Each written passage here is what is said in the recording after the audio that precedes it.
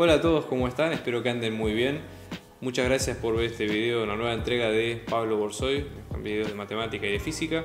Antes que nada les queríamos dar gracias por el apoyo que estamos recibiendo al canal, estamos creciendo mucho y eso nos permite hacer más videos y llegar a más gente.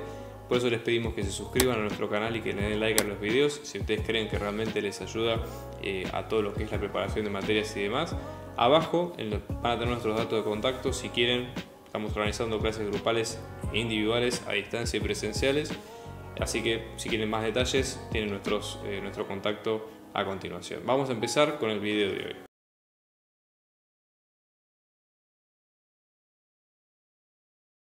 Vamos a arrancar en la parte de hoy con ejercicio 12, que tiene que ver con lo siguiente. Fíjense, nosotros vamos a tener una función, ¿sí?, de este estilo: f positiva de clase C3, así que con lo cual lo que ocurre en este caso es que la función tiene de derivadas de tercer orden parciales positivas, continuas, perdón, y en este caso lo que tenemos es que el gradiente solamente se va a anular en dos puntos. Tenemos el gradiente del punto 1, ¿sí?, en el 1 menos 1, que nos va a quedar como 0, 0, es uno de los puntos, y luego tenemos el otro de los puntos, que en este caso es el menos 1, 1, que también vale 0. Es decir, son los únicos dos puntos que se anulan de gradiente.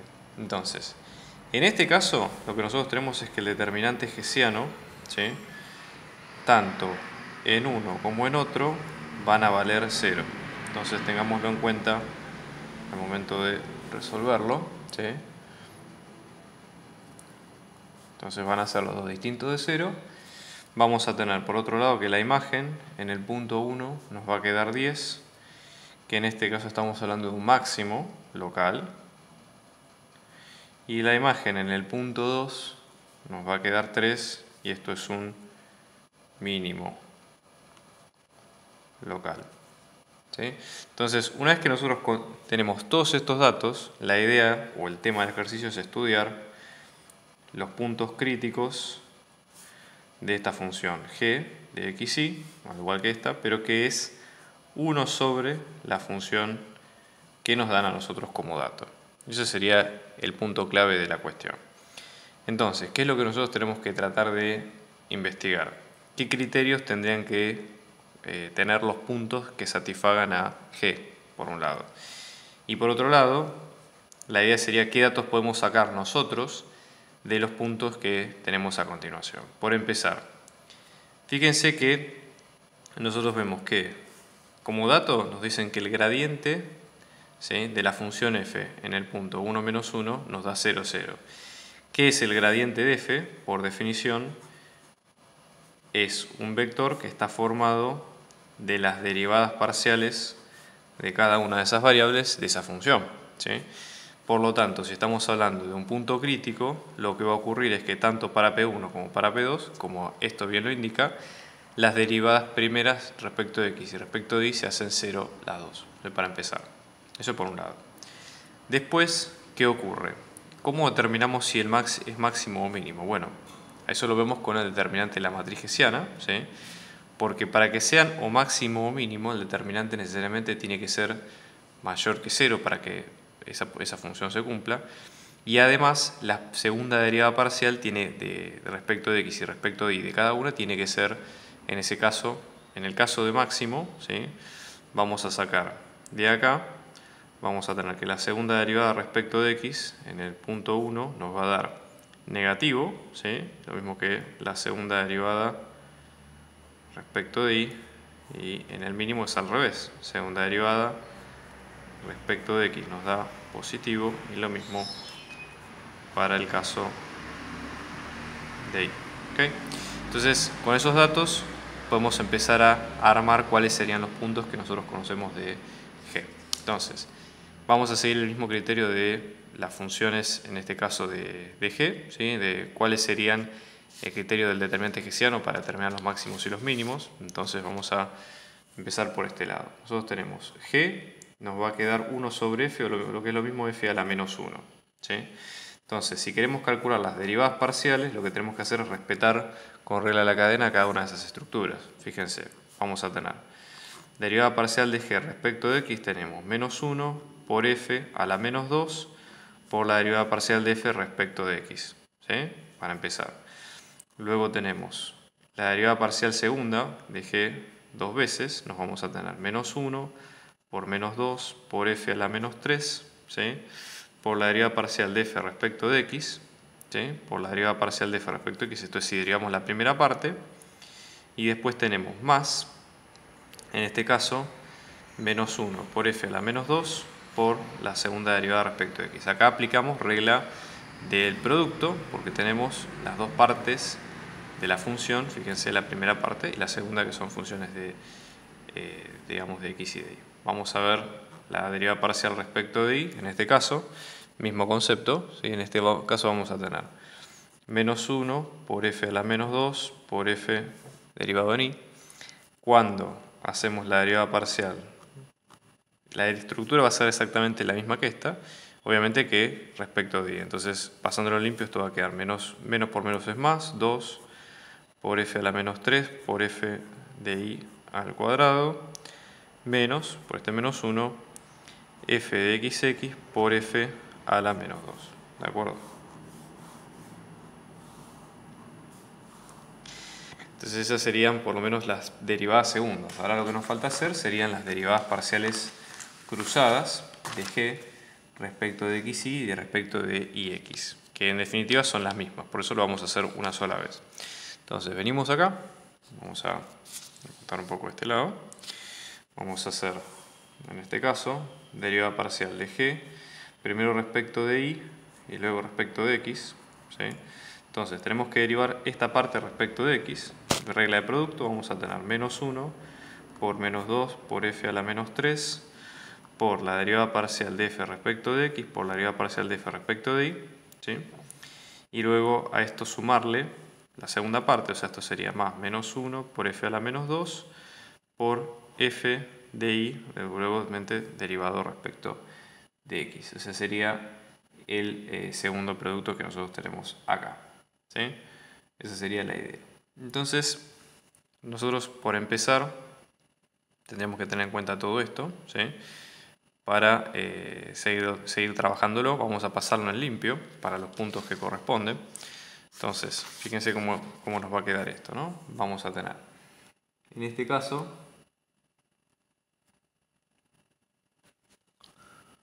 entonces, así quedarían las derivadas parciales, ¿de acuerdo? Tenemos que pensar lo siguiente, como nosotros vamos a hacer foco en los puntos que tenemos que estudiar, ¿sí? En este caso son punto 1 y punto 2, ¿qué es lo que nosotros sabemos? Por ejemplo, en ese caso, en los puntos estacionarios, ¿sí?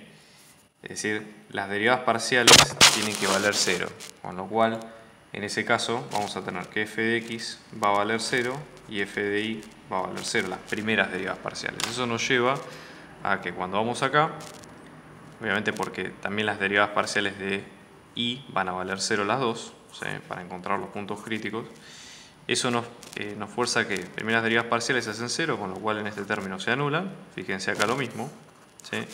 Y acá lo mismo también, ¿sí? Entonces, en limpio, las derivadas parciales quedan de esta forma. Si nosotros armamos con este criterio la matriz hessiana de todos los términos, ¿no? La matriz hessiana va a tener todas estas componentes, ¿no? Entonces, vamos a ponerlo de este lado. Matriz hessiana, en este caso, nos va a quedar segunda derivada respecto de x, luego derivada primero respecto de x y luego respecto de y respecto de x y luego de y dos veces, ¿ok? Entonces, así quedaría en este caso. Entonces, vamos a ordenar los términos. Fíjense, matriz hessiana, en este caso respecto de g, que nos va a quedar menos la segunda derivada respecto de x por f al cuadrado sobre f a la cuarta, o sea, esto queda sobre f al cuadrado, ¿sí? Limpio.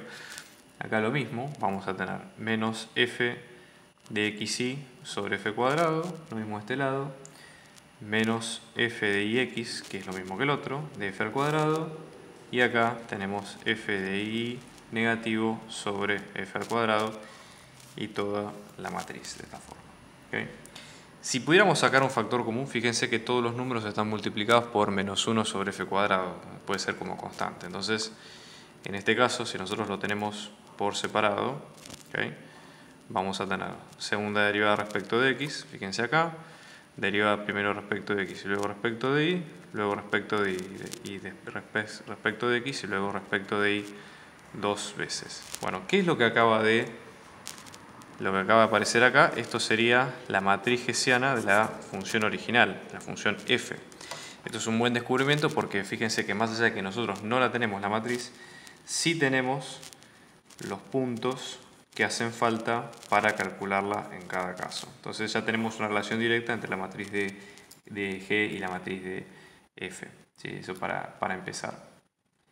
Y en este caso, la idea sería la siguiente. Supongamos que nosotros queremos calcular el determinante de la matriz hessiana, ¿no? Entonces, en este caso vamos a tener el determinante de G. En este caso, fíjense que al hacer la cuenta, esto nos va a quedar como menos 1 sobre f al cuadrado, que es la primera parte, por menos 1 sobre f al cuadrado, es la segunda, por el determinante de la matriz hessiana, ¿no? Entonces esto, en definitiva, lo que va a quedar es 1 sobre f a la cuarta por el determinante de la matriz hessiana de f. Acá está bueno esto para poder entender qué es lo que pasó con los puntos siguientes, ¿no? Porque fíjense, vamos a ver la correlación que hay entre las dos funciones. Nosotros habíamos dicho, para puntos críticos de G, ¿sí? ¿Cuál era la idea? Nosotros teníamos la imagen en P1, que nos quedaba 10, y nosotros sabíamos que el gradiente de la función en P1, en este caso, nos quedaba 0, 0, ¿no? Siendo P1, en este caso, 1 menos 1. Lo mismo, la imagen en P2, que nos queda 3, el gradiente de la función en P2, que vuelve a dar 0, y el punto P2, que en este caso es menos 1, 1. Entonces, la idea es que nosotros de acá vemos que las primeras derivadas respecto de x nos dan 0. También habíamos visto que para que las primeras derivadas en x den 0, dan las primeras derivadas en g dan 0, con lo cual estos siguen siendo otros puntos, ¿sí? O sea, son los mismos puntos que vemos en ese caso, pero pueden estar categorizados distintos. Entonces, en ese sentido, nosotros lo que vamos a tener es que, en ese caso, fíjense, ¿qué habíamos dicho?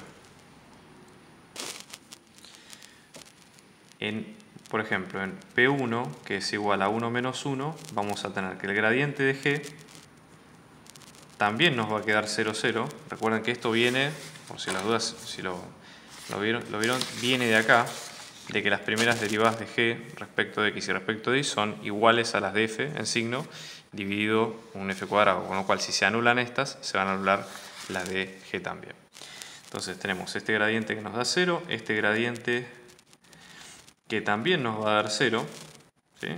Con lo cual en estos puntos hay, de vuelta, otro punto crítico. ¿Qué es lo que va a pasar? Vamos a tener que el determinante de la matriz hessiana nos había dado 1 sobre f a la cuarta por el determinante de la matriz hessiana de f, con lo cual, como en ambos casos este determinante es distinto de 0 y esta imagen, fíjense, ambas son no nulas, con lo cual tiene validez este punto, este es un valor positivo por estar a la cuarta, entonces todos son mayores que 0. Entonces hasta ahora el punto 1 y el punto 2 para G clasifican como puntos críticos. Lo que queda averiguar es qué ocurre con las segundas derivadas parciales. Entonces observen ustedes. La segunda derivada respecto de X nos había quedado como menos la segunda derivada respecto de X sobre la imagen al cuadrado, y lo mismo la segunda derivada respecto de Y es exactamente lo mismo, pero con Y. Entonces, ¿cuánto nos habían quedado la segunda derivada respecto de X y respecto de Y en cada caso? Si nosotros tenemos que, para la función f1, ¿sí? Recordemos acá lo que habíamos dicho al principio, para la función f1 era máximo, para la función f en punto 1 era máximo local, ambas tenían que ser negativas. Con lo cual, como tiene el signo negativo, por ejemplo, la derivada segunda de g en P1 nos va a quedar menos un número negativo, ¿sí? Entonces es número negativo, este es positivo, menos menos es más, con lo cual esto va a dar mayor que 0. Y lo mismo para y, ¿sí? En este caso lo mismo, vamos a tener menos f de y sobre f al cuadrado va a ser mayor que 0. Eso apunta a que en P1 ¿qué hay? Hay un ¿sí? Tiene, ¿sí?, mínimo local para G. Eso por empezar. Y si aplicamos el mismo criterio pero para el segundo punto, ¿qué habíamos dicho? Que en el segundo punto nosotros teníamos un mínimo local, implicando que las dos primeras derivadas nos iban a dar 0. Entonces, en ese caso vamos a tener segunda derivada respecto de P2, ¿sí? En este caso nos da negativo, al contrario, ¿sí?, que el otro punto. Entonces, en este caso estamos hablando de un máximo. Entonces, en limpio va a quedar de la siguiente forma.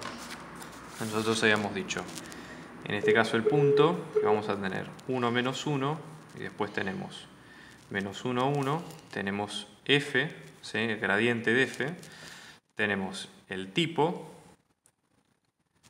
para f, y después tenemos el gradiente de g, tenemos el tipo. Entonces, en este caso, fíjense, y después obviamente todo el resto de los datos, ¿no? Tenemos la determinante, etcétera, etcétera.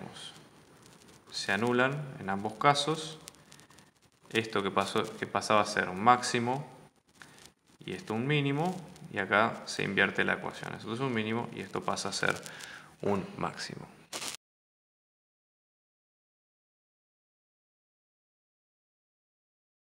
Por ejemplo, el caso siguiente, ¿no? En este caso sería el 13, donde nosotros vamos a tener una función compuesta, ¿no?, f de x, y que es composición de otras dos funciones. Sería h compuesta con g de x, y, ¿sí?, donde en este caso la función interior la conocemos, y es este polinomio que estoy describiendo acá, ¿no? 3 por x menos 1 al cuadrado sobre 2 menos y menos 2 al cuadrado, sigo abajo porque es más complejo, ¿sí?, 2 por x menos 1 por y menos 2.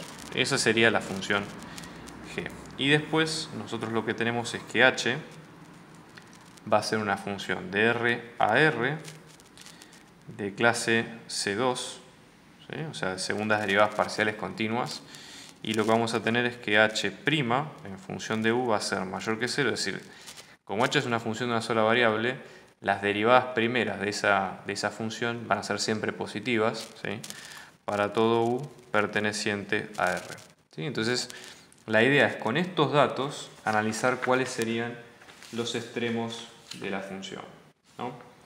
Entonces tenemos que tratar de pensar en forma conjunta cuáles serían los criterios que tiene que tener los extremos de esta función compuesta, ¿no? Primero vamos a armar, digamos, el proceso por el cual pasan los puntos. O sea, nosotros tenemos dos variables de entrada que son x e y. Esas dos variables de entrada van a entrar, valga la redundancia, en la función g, que lo que va a armar es un punto o un valor determinado que sería la variable de entrada de h. En este caso le llamamos u. Entonces sería u en función de x, y. Esto entra en la función h y lo que sale es h en función de u, que u obviamente previamente era digamos, función de dos partes. Todo esto, si nosotros lo pensamos como si fuera una máquina en serie, ¿sí?, sería justamente la máquina f, que es h compuesta con g. ¿Ok? Entonces, ¿qué criterios tiene que tener, supongamos en este caso como función de dos variables, qué criterios tiene que tener f para tener los puntos críticos, ¿no?, para encontrar todos? Entonces, ahí tenemos que recurrir al criterio hessiano, como siempre, olvidándonos por ahora de que se trata de una función compuesta, ¿sí?, y después tratar de ir evaluando los puntos por separado. Entonces, vamos a tener en cuenta lo siguiente. Primero, ¿no?, vamos a dejarlo por acá. Fíjense que en este caso vamos a tener para todo x sub 0 que sea en términos de x0 y 0, en este caso vamos a tener que las primeras derivadas parciales tienen que ser 0, como habíamos dicho, ¿sí?, y después tenemos que tener por lo menos que el determinante de la matriz hessiana nos dé distinto de 0, ¿sí?, puede ser punto silla y demás, y después evaluar qué es lo que ocurre en el caso de que sea máximo, donde nosotros vamos a tener la segunda derivada de x negativo, la segunda derivada de y negativo, y si es mínimo, estamos ante el caso contrario, ¿no? Segunda derivada positivo y segunda derivada positivo. ¿Okay? Básicamente es eso. Entonces, ¿qué es lo que ocurre? Como es una función compuesta, tenemos que calcular todas las derivadas, ¿sí? Entonces, vamos a ver. F nos va a quedar como h en función de g en función de x, y. Entonces, vamos a calcular a partir de acá y vamos a tener en cuenta cada una. Primero, vamos a tener derivada de f respecto de x. En este caso sería la derivada de h, ¿sí? Primero, para empezar, fíjense que h es función de g, entonces va a ser la derivada de h en función de g por la derivada de g, en este caso en función de x.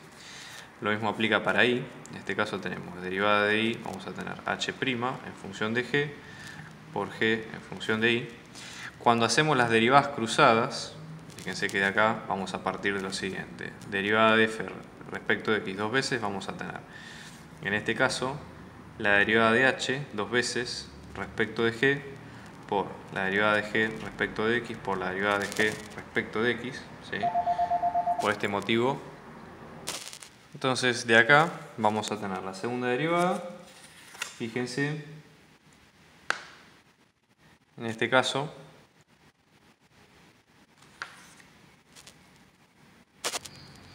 y luego sumarle, en este caso, fíjense, volviendo a hacer la derivada, vamos a tener h' evaluado en g por g derivado dos veces, ¿sí? Después vamos a tener derivada de y dos veces, la misma estructura, así que en limpio fíjense que acá queda al cuadrado, voy a poner derivada de g respecto de y al cuadrado más h' de g por g derivado respecto de y dos veces. Y cuando hacemos las derivadas cruzadas, que ya les digo son iguales en ambos casos, si derivamos esto respecto de y vamos a tener h' respecto de g, ¿sí? Por g respecto de y por g respecto de x más, en este caso tendríamos h' respecto de g por g respecto de x por g respecto de x y luego respecto de y. Entonces, esta familia de derivadas parece, digamos, un trabalenguas, pero en general nosotros acá tenemos todos los elementos como para poder trabajar, ¿sí? Ya empezar a estudiar la función.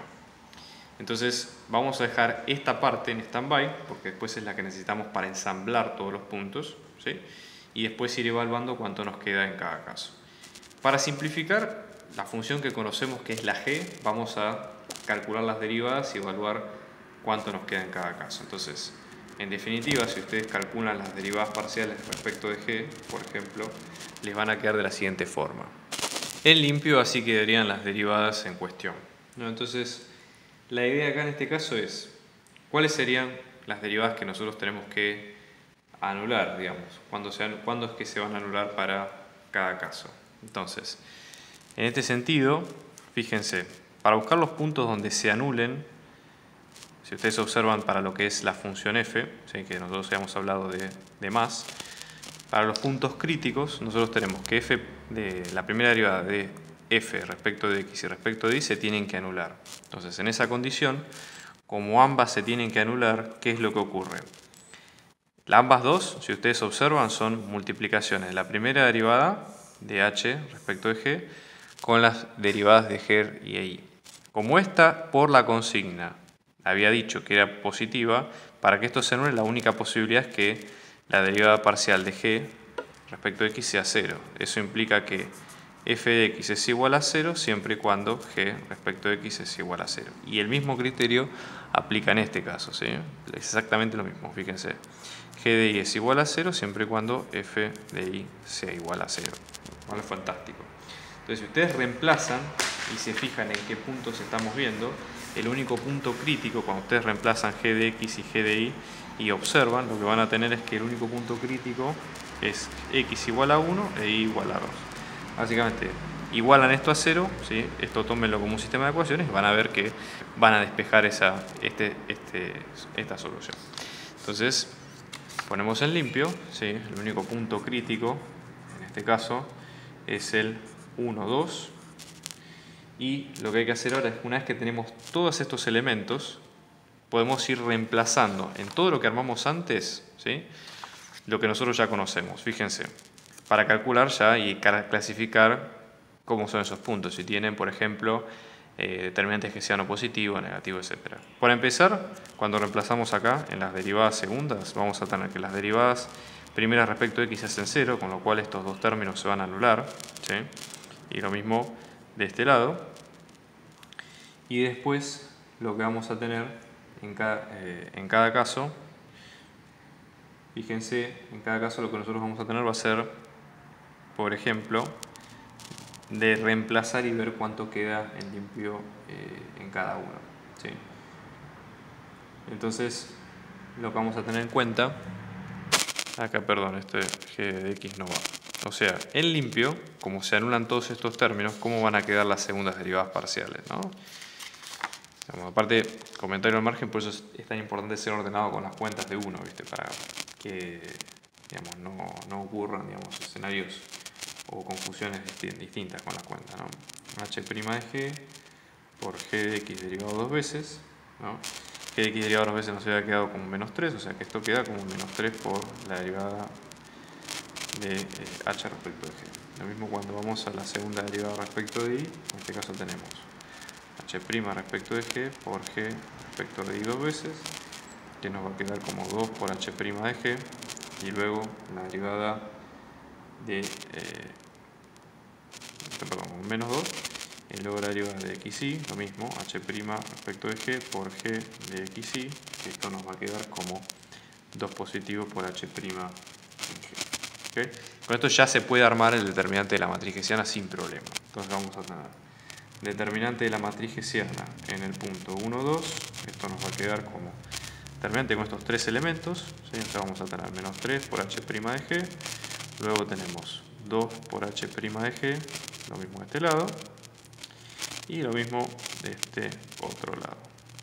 Entonces cuando hacemos el determinante, tenemos el producto cruzado, en cada caso, 3 por 2 es 6, 6 por h' de g, todo esto al cuadrado, menos 2 por 2, 4 por h' de g, todo esto al cuadrado. En definitiva, el resultado final de todo esto nos va a quedar como 2 por h' de g al cuadrado. Nosotros por definición habíamos dicho que h' era positivo, pero no importa porque está al cuadrado, así que sigue siendo positivo. Entonces es positivo, con lo cual hay dos opciones, o es o máximo o mínimo, y para saber si es máximo o mínimo tenemos que fijarnos el signo de la segunda derivada. La segunda derivada, observen, h' es positivo por definición, multiplicado por un número negativo nos da negativo, o sea que eso implica en el criterio que estamos hablando de un máximo. Entonces, como conclusión, único máximo de esta función está en el 1, 2, entonces 1, 2 es máximo relativo y el único punto en cuestión hasta ahora.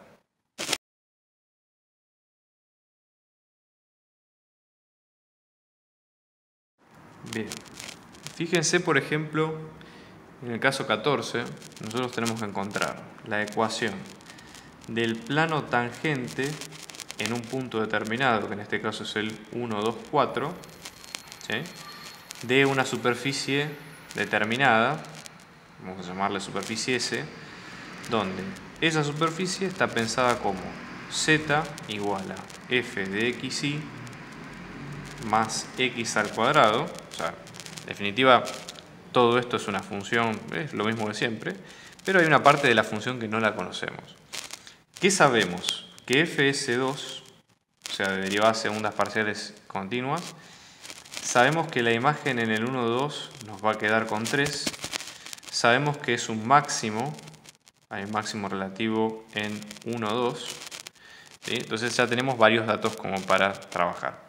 Entonces este es un ejercicio bastante más lineal porque ya sabemos hacia dónde tenemos que apuntar. Para empezar, nosotros para entender lo del plano tangente tenemos que entender primero cuál es la ecuación de un plano tangente normal, ¿sí? Entonces en ese sentido nosotros tendríamos el siguiente elemento. Por ejemplo, si nosotros tenemos, en este caso estamos definiendo z como nuestra función g de xy, o sea g de xy por su parte es lo que identificamos acá. Una función que nosotros no conocemos, pero que sumado con x cuadrado hace otra función de dos variables que sí conocemos y la idea con esto es trabajar y elaborar lo que se pueda. Entonces, cuando estamos hablando de un plano tangente a una función, que en este caso es la función g, ¿sí? Que z está puesto, esto es importante, que z está puesto explícitamente como función, ¿sí? Y en este caso estamos en un punto x0, esto se define como z va a ser la derivada de g respecto de x por x menos x sub 0, ¿sí? Más la derivada de g respecto de y por y menos y sub 0, más finalmente el punto que sería la imagen del punto en ese punto en particular. Ya tiene todos estos componentes y con esto es a lo que tenemos que apuntar. Entonces, la idea sería con este motivo calcular cuánto nos quedan las derivadas parciales y la imagen del punto y demás en cada uno de los casos. Entonces vamos a empezar por ese lado. Entonces fíjense, el punto en cuestión es el 1, 2.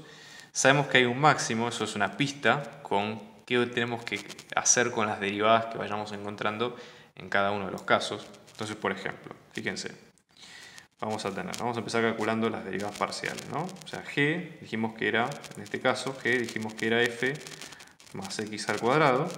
Entonces vamos a partir de acá y calcular cuánto nos van a quedar en cada caso. Derivada de g respecto de x, vamos a tener la derivada de f respecto de x más 2x, ¿sí? Luego tenemos derivada de g respecto de y, que va a ser la derivada de f respecto de y sola, porque pues esto sea nulo. ¿Cuál es el punto en cuestión? Fíjense que a nosotros nos piden el plano tangente en el punto 1, 2. ¿Qué es lo que nosotros sabemos? Que en 1, 2 hay un máximo. Entonces, como datos, ¿sí? Nosotros tenemos que interpretar un poco ese enunciado y decir, si f de 1, 2 es máximo, eso implica que es un punto crítico, por lo tanto, hay algo que pasa con las derivadas en ese punto importante. Fíjense. Esto implicaría que el gradiente de la función en ese punto se anularía porque las dos primeras derivadas serían 0. Entonces es muy importante esto porque ¿qué tenemos acá? Derivada parcial respecto de x en ese punto y lo mismo derivada parcial respecto de y en ese punto.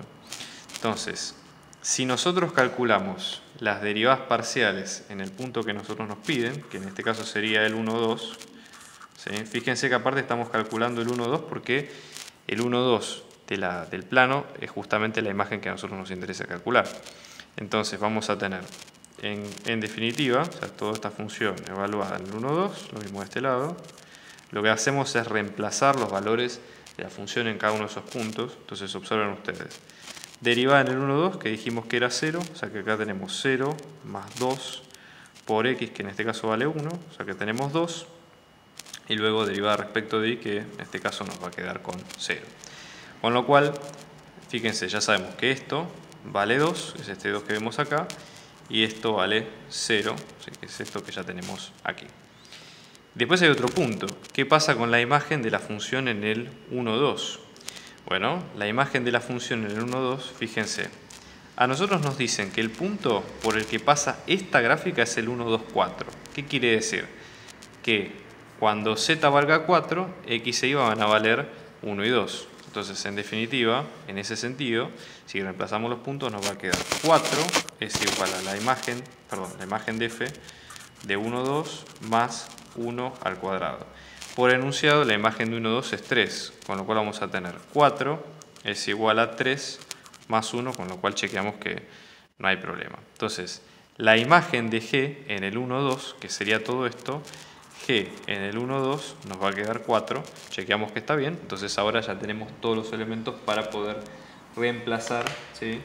Y averiguar cuánto nos da en cada caso el plano. Entonces en limpio, esto nos va a quedar que el plano tangente a la función g, en este caso en el 1, 2, vamos a tener z que es igual a 2 por x menos 1, que es el punto por el que pasa, más 0 por todo el otro término, más la imagen que en este caso es 4. ¿Sí? Con lo cual vamos a tener que z nos va a quedar como 2x menos 2, ¿sí?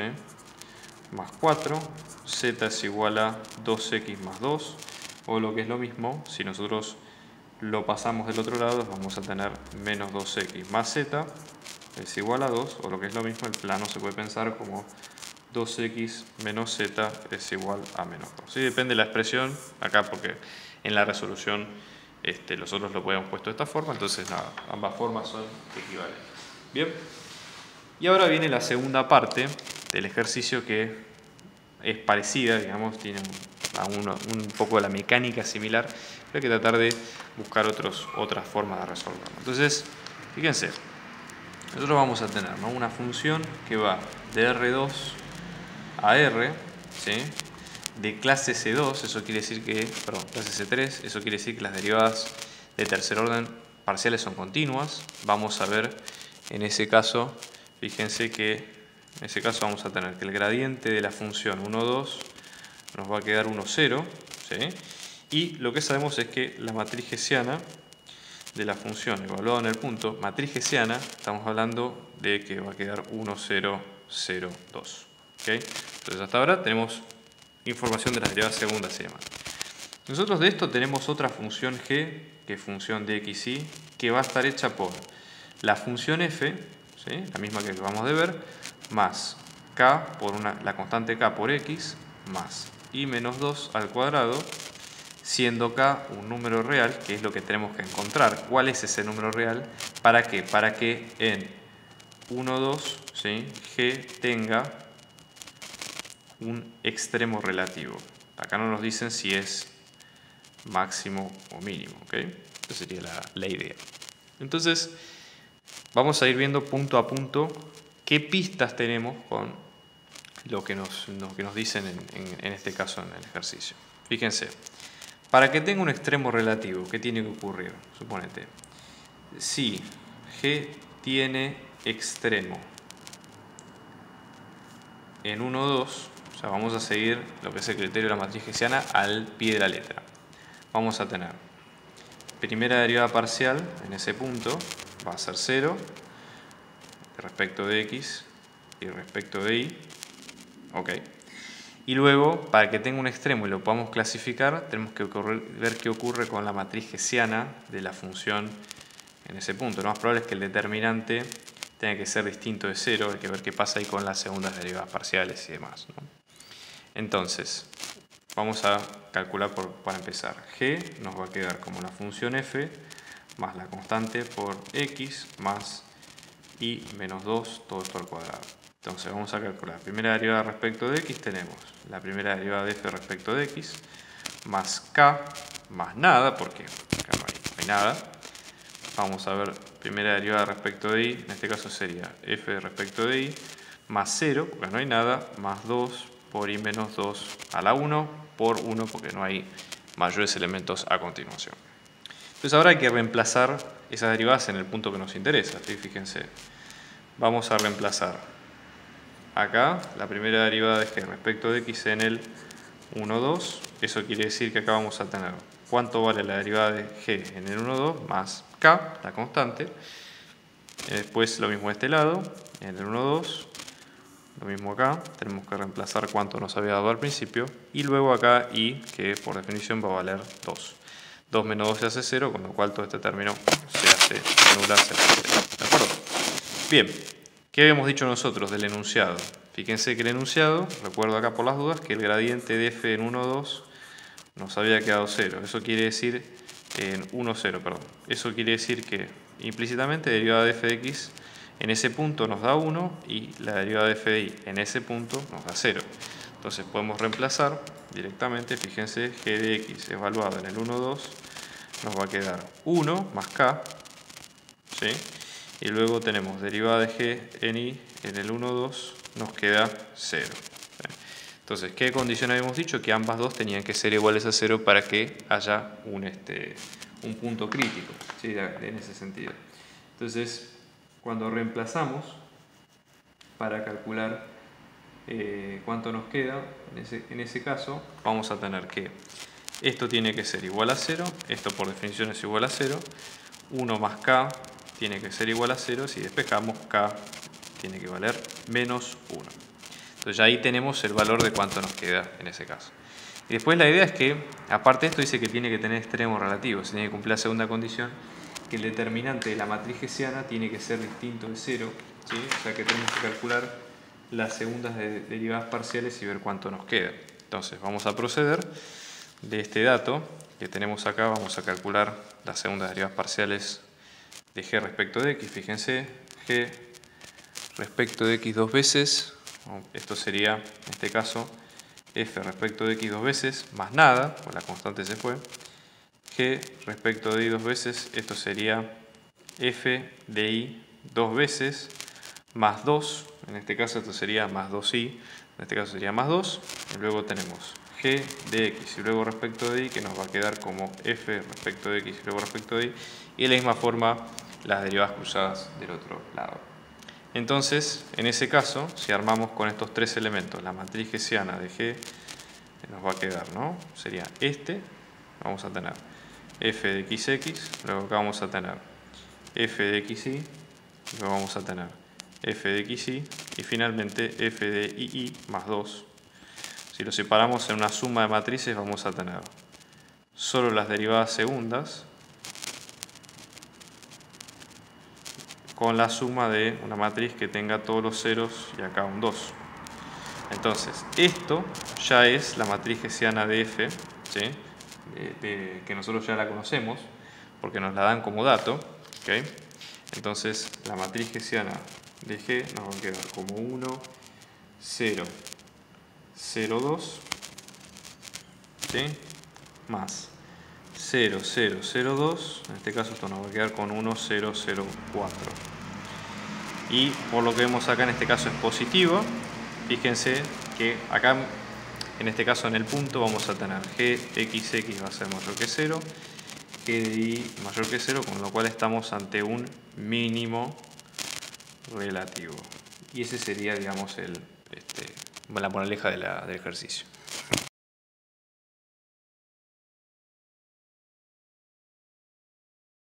Ocurre, por ejemplo, en el tercer caso, ¿no? Donde nosotros vamos a tener una función g de clase C2, ¿sí? Es decir, de segundas derivadas parciales continuas, ¿sí?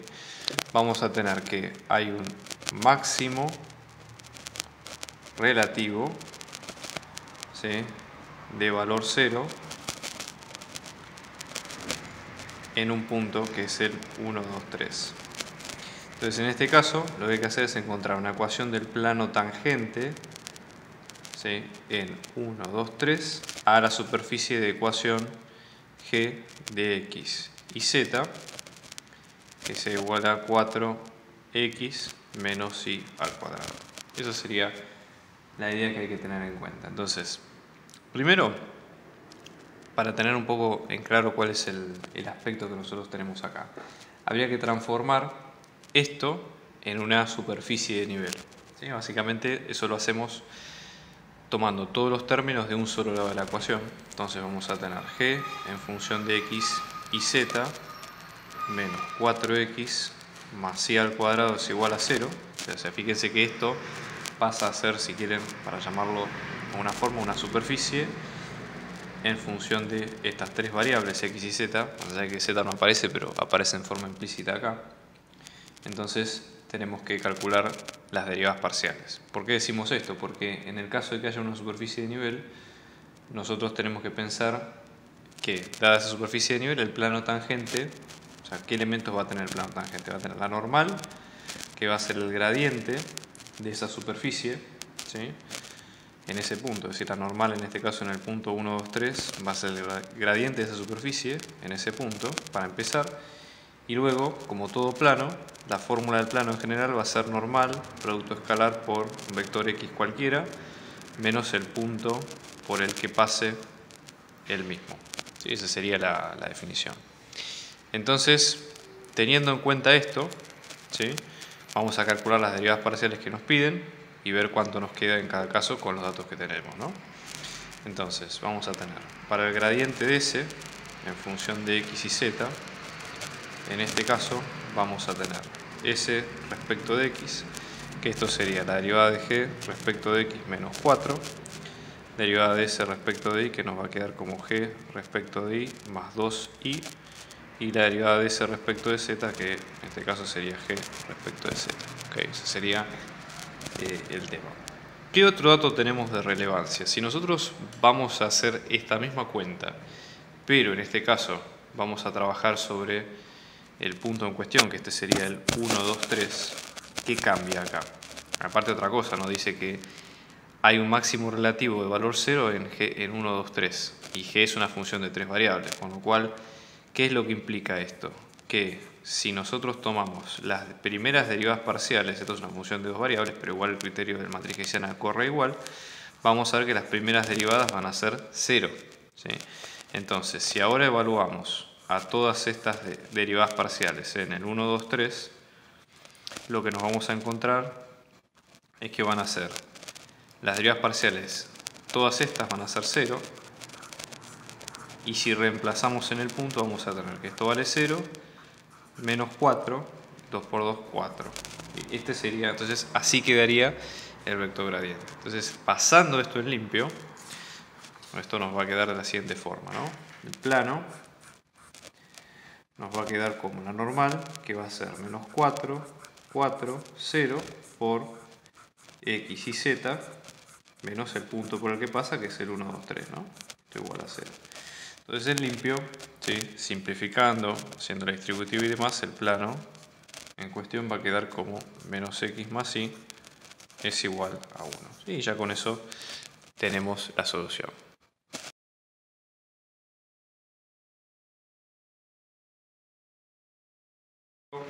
Vamos a ver otra función, en este caso una función de xy, que va a ser 27 por x más y más x por y, todo esto a la menos 1. Entonces la idea es encontrar o hallar todo lo que serían los puntos críticos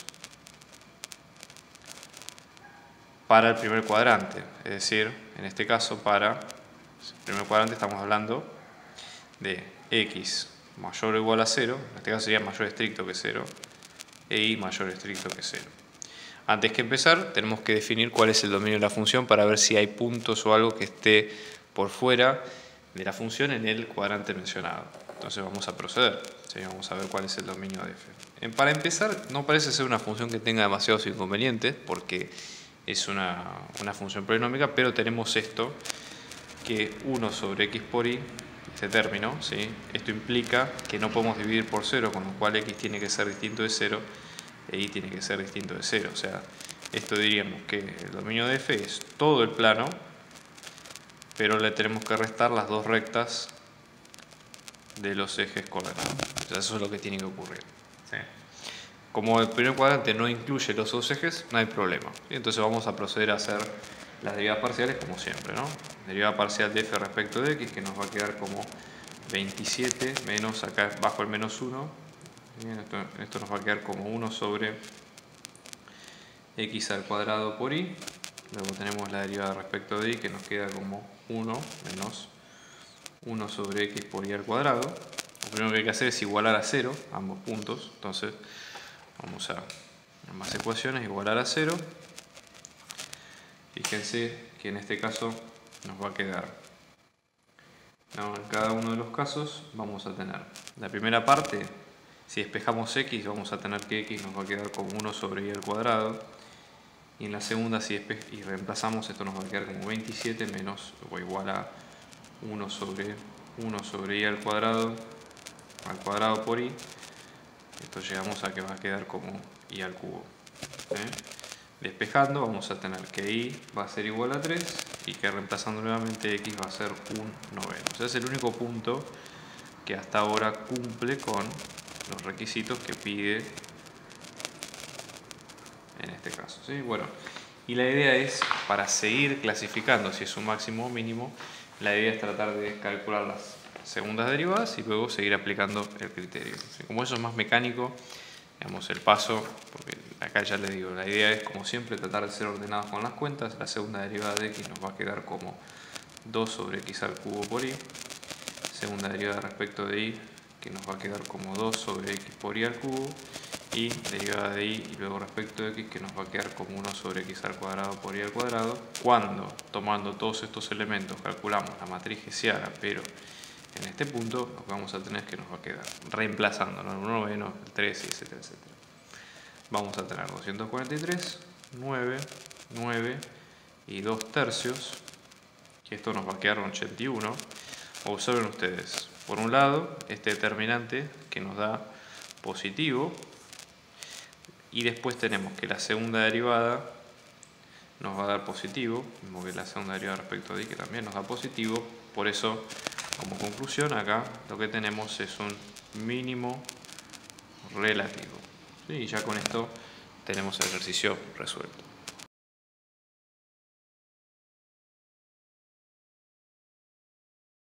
Sigue es bastante más interesante porque acá ya pasamos a trabajar con funciones de 3 variables. Fíjense, nosotros vamos a tener una función f de x y z, ¿sí? Que en este caso obviamente tenemos 3 variables y la idea sería tratar de estudiar cómo aplicar un criterio acá para decir que bueno, tiene o calcular los máximos o mínimos. Y la idea es que esta función tiene un máximo o mínimo local en este punto que es el 1, 1, 1, un máximo local. Entonces, vamos a ver las condiciones. Primera condición para 3 variables, para tenerlo, para extrapolar un poco lo que nosotros ya tenemos de entrada. Bueno, para empezar, la primera derivada respecto de x, lo mismo que la segunda derivada y lo mismo que la primera derivada, pero respecto de cada una de las variables, tiene que dar 0. ¿Sí? ¿Qué ocurre cuando vamos a la matriz hessiana? Bueno, la matriz hessiana, como en este caso, vamos a tener 3 variables. Para ordenarnos un poco tenemos columna de x, columna de y, columna de z, fila de x, fila de y, fila de z. ¿Sí? Entonces vamos a tener, por ejemplo, esto para ordenarnos, ¿no? Las segundas derivadas en la diagonal. Luego tenemos las derivadas parciales cruzadas, que recuerden que son iguales, por eso los estamos poniendo con el mismo color. Y lo mismo de este lado, ¿no? F de zx, f de xz. Y finalmente f de iz y f de zi. ¿Okay? Entonces, así quedaría la matriz de, en este caso, hessiana.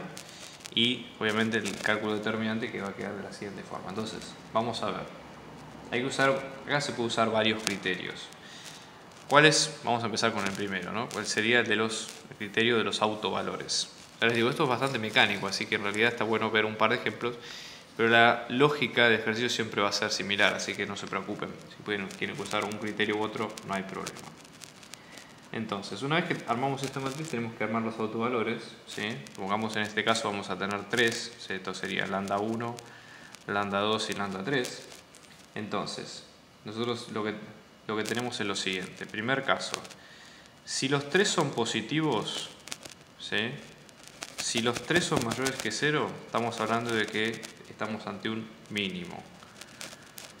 En la segunda parte, si los 3 son negativos, estamos hablando de un máximo. Fíjense que tiene una semejanza con el criterio de decisión que ya habíamos visto para 2 variables, o sea, tiene algo que ver.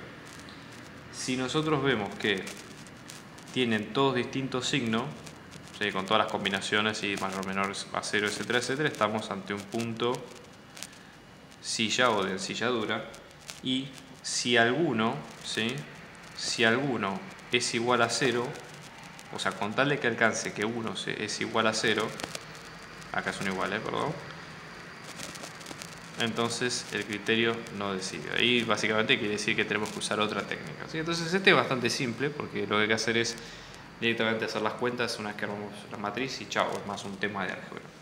Y después está otro que es el de los determinantes menores, que pasa de lo siguiente. Por ejemplo, nosotros podemos armar 3 matrices. Supongamos, tenemos la primera matriz, ¿sí? Que sería un único elemento, que es la segunda derivada respecto de x. Después tenemos la segunda matriz, que sería la segunda derivada respecto de x. Esta es la misma, digamos, que 2 variables, ¿no? Y después tenemos la tercera matriz, que es la misma que escribí arriba, es la misma, ¿tá?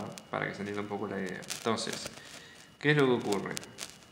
Si los 3 dan positivo, estamos ante un mínimo. Por otro lado, si hay cambio de signo, ¿sí? En este sentido, y empiezan por uno que es negativo, o sea, ¿qué es lo que ocurre? El determinante de esta matriz da negativo, obviamente fíjense, pero segunda derivada de x da negativo. Después tenemos el de la segunda matriz da positivo y el de la tercera matriz da negativo, o sea, signo alternante, positivo, negativo, positivo, o al revés, perdón, negativo, positivo, negativo. Estamos ante un máximo, ¿sí? Si nosotros tenemos que son todos distintos de 0, pero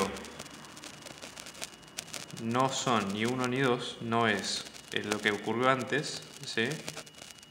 Ni 2, entonces estamos ante un punto silla o punto de ensilladura. Y también lo que ocurre es que si alguna de estas matrices, puede ser 1, 2 o 3, es igual a 0, ¿sí? Alguna, por más que las otras no sean 0, entonces el criterio no decide y hay que usar otra técnica, ¿sí? Eso es en definitiva. O sea que si ustedes se fijan, es bastante mecánico, es bastante cuentoso, ¿sí? Para tratar de entender un poco la idea, pero nada más, no hay mucho más que se pueda hacer. Entonces vamos a ver de varias maneras. Yo voy a tratar de armarlo con el criterio primero de los autovalores. Si pueden hacerlo también con el criterio de las matrices, pero en los autovalores es bastante más mecánico y de alguna forma da un poco más de resultado. Entonces, en cuanto a rapidez, a practicidad, etcétera, etcétera. Entonces, vamos a calcular las derivadas parciales, anularlas y luego ir sacando cuánto nos va quedando en cada caso. Como esto es un polinomio, son derivadas simples, así que yo lo que voy a hacer es poner directamente el resultado y ver cuánto nos queda en cada caso. Entonces, vamos a tener derivada parcial respecto de x que nos queda como 4y por z menos 4x al cubo.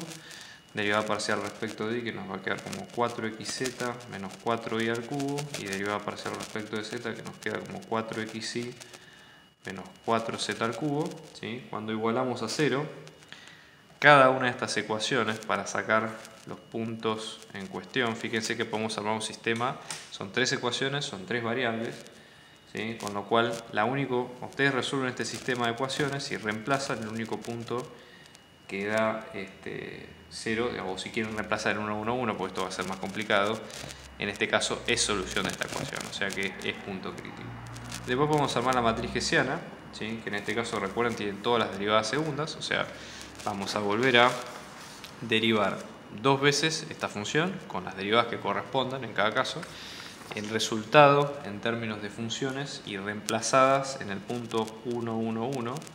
Si la matriz, una vez que hacemos las segundas derivadas y calculamos, nos va a quedar, fíjense, la segunda derivada es menos 12, 4, 4, esto es menos 12, menos 12.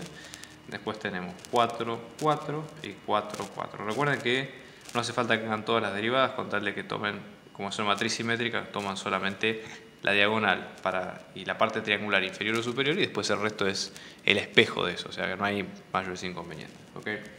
Y ahora vamos a calcular los autovalores. Entonces, en ese caso, para los autovalores tenemos determinantes, tenemos menos 12 menos lambda, 4 y 4, 4 menos 12 menos lambda, 4, 4, 4 y menos 12 menos lambda. Entonces estamos ante menos 12 menos lambda, ¿sí? En este caso para sacar todos los determinantes, esto es determinante, por lo que ustedes pueden llegar a ver, es complicado, con lo cual para hacer toda la cuenta operando va a quedar directamente este polinomio, menos lambda al cubo, ¿sí? Menos 36 lambda al cuadrado, menos 384 lambda, menos 1024 es igual a 0. Entonces, ¿cómo hacemos nosotros para encontrar todos las raíces? Esto, si lo quieren hacer con computadora, lo pueden calcular con Wolfram además, o pueden usar a mano Gauss, después Ruffini, etcétera, etcétera, y ver cuántas son las raíces que van quedando, ¿sí? Entonces, lo que vamos a ver es, por ejemplo, que en este caso vamos a tener uno de los lambdas que nos va a quedar con menos 16, lambda sub 1 si quieren, por llamarlo.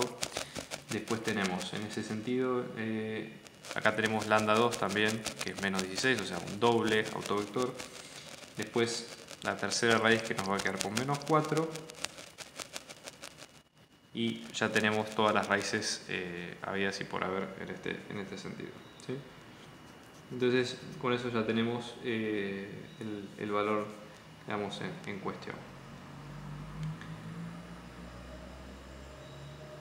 Entonces ahora después hay que ver cuál es la secuencia que nosotros habíamos dicho. Vemos que son todos negativos, con lo cual en ese segundo criterio estamos ante un máximo, ¿sí? Y con esto ya pueden comprobar el resultado del ejercicio.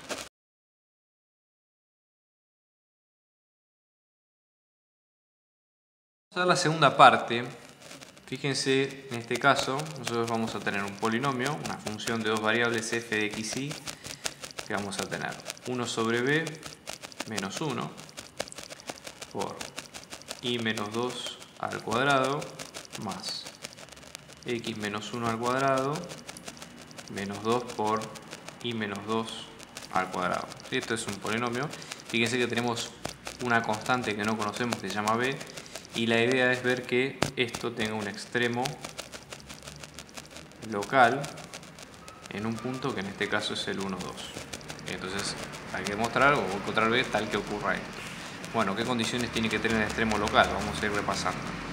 Primera derivada, el punto nos da 0 en x y en y después obviamente el determinante de la matriz hessiana en ese caso tiene que darnos positivo para que el criterio aplique y obviamente no sea un punto silla y demás.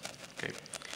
Bueno, entonces teniendo en cuenta todo esto, vamos a proceder a derivar la función. En sí el polinomio no es complicado porque como es un polinomio la derivada sale bastante rápido, entonces buenísimo para nosotros.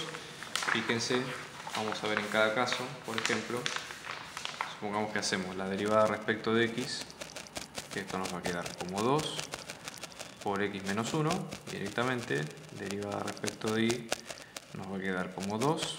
Esto podemos simplificarlo como 1 menos b sobre b por y menos 2. ¿Okay?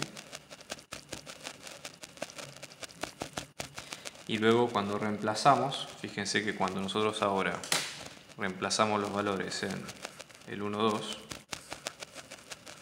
vamos a tener que anular las dos. Acá se anula directamente independientemente del b, porque se anula con esto. Con lo cual, perfecto, claro, lo sacamos de ese lado. Después lo que hay que hacer es calcular las segundas derivadas. Entonces a partir de acá calculamos segunda derivada respecto de x, que esto nos va a quedar con 2. Segunda derivada respecto de y, que en este caso nos va a quedar como 2 por 1 menos b sobre b menos 4. Derivada parcial cruzada, que en este caso va a quedar 0. Entonces ya con esto tenemos la matriz hessiana, que esto nos va a quedar como 2, 0, 0, y toda la cuenta en este caso que sería 2 por 1 menos b sobre b menos 4. ¿De acuerdo? Y haciendo la cuenta vamos a tener, obviamente forzamos a que esto sea mayor que 0, con lo cual cuando lo pasamos en limpio, ese determinante, esto nos va a quedar 2 por 1 menos b sobre b menos 4 mayor a 0. ¿Sí? Pasando en limpio esto nos va a quedar como 1 menos b menos 2b sobre b, digamos, haciendo la cuenta con este término que va a quedar mayor que 0. Esto vamos a tener 1 menos 3b sobre b es mayor que 0. Entonces tenemos esta posibilidad. Siempre que nosotros tengamos un cociente de dos números y ese cociente nos dé positivo, hay dos opciones. O son los dos positivos o son los dos negativos. Entonces tenemos que barajar un poco las opciones de ese lado. Fíjense, vamos a armarlo de este lado. Vamos a tener 1 menos 3b mayor a 0 y b mayor a 0, o 1 menos 3b menor a 0 y b menor a 0. Después desarrollarlo a partir de ahí. Esto va a quedar como menos 3b mayor a menos 1 y b mayor a 0, o menos 3b menor a menos 1 y b menor a 0. ¿No? Seguimos de este lado, vamos a tener b. Si dividimos por un número negativo, ojo con esto porque cambia el signo de la desigualdad, tengan cuidado. Entonces esto nos va a quedar como b menor a 1/3 y b mayor a 0. En el otro caso, b mayor a 1/3 y b menor a 0. Bueno, claramente, fíjense, en este caso tenemos 0 y tenemos 1/3, o sea, un conjunto bien definido. En el segundo, nosotros no tenemos puntos en común, así que este conjunto es vacío. Entonces la solución, en este sentido, es que b tiene que dar como 0 3. Para que, perdón, 0 1/3, ¿sí? Para que dé como corresponde sin incluir. ¿Sí? Sin incluir justamente porque nosotros pusimos la condición de que sea mayor estricto que 0. Si por puntos sí ya estamos considerando que el determinante puede ser igual a 0, entonces estas dos desigualdades se transforman de esta manera. Fíjense que no cambio la del denominador porque el denominador no puede ser 0. Entonces en definitiva la única diferencia es que incluyendo los puntos silla vamos a incluir el 1/3 también. Eso es lo único que cambia, ¿sí? Los únicos rangos posibles del valor de b.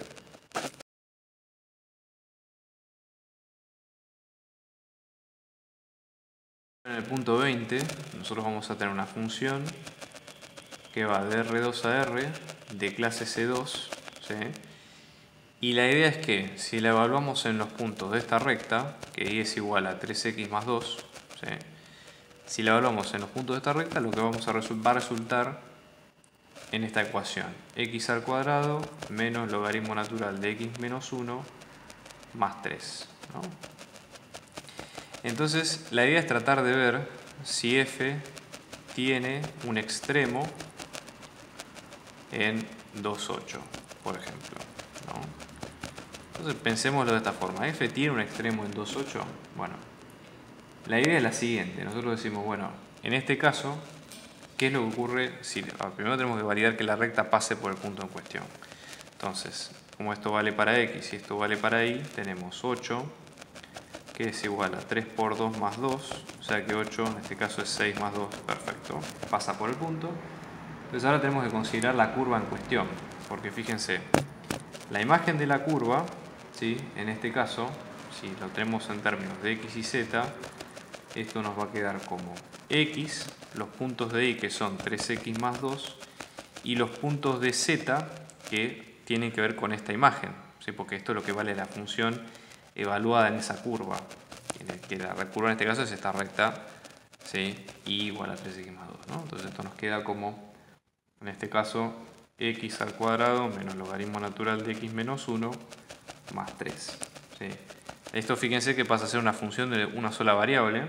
Entonces, para ver un poco el tema de las derivadas, ¿sí? Tenemos que encontrar qué es lo que ocurre con las derivadas parciales y demás. Fíjense que, por ejemplo, nosotros en este caso, si sacamos la derivada de z respecto de x, esto nos va a quedar como 2x menos 1 sobre x, menos 1, perdón. Evaluando esta derivada en el 2,8, lo que vamos a tener es que esto nos va a quedar como, en este caso nos va a quedar con 3, ¿sí? 2 por 2, 4, menos 1. Y eso lo que dice es que, ¿qué elemento tenemos? Que la función, o por lo menos que la curva, crece cuando pasamos por el valor de x igual a 2.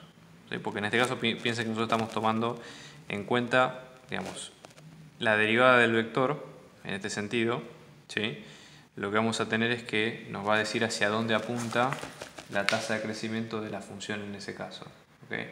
Entonces, lo que vemos es que f, aparte de otra cosa, ¿no? Para que tenga extremo, ¿sí? Tendría que justamente anularse el vector gradiente, o por lo menos para 0, para z, ¿sí? Y eso no es lo que ocurre, ¿sí? Si lo tomamos como una curva, la tangente de esa curva no apunta hacia 0, con lo cual la función va creciendo. Piénsenlo como una función trayectoria, donde en ese caso, para que no suba o baje, la componente en z tiene que ser 0, independientemente de que la componente en x e y no lo sea, ¿no? Pero para entenderlo un poco gráficamente, si ustedes están acá en el espacio, por ejemplo, ¿no?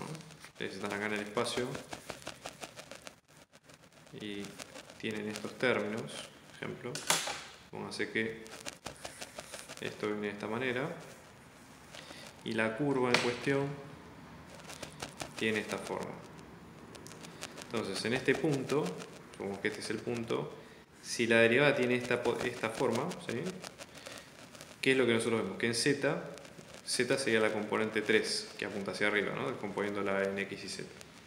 Entonces, para que sea máximo, la componente z tiene que ser paralela al piso, por lo tanto tiene que ser 0, y no es lo que ocurre en este caso. Por eso, como conclusión, no es un punto máximo ni mínimo de la función.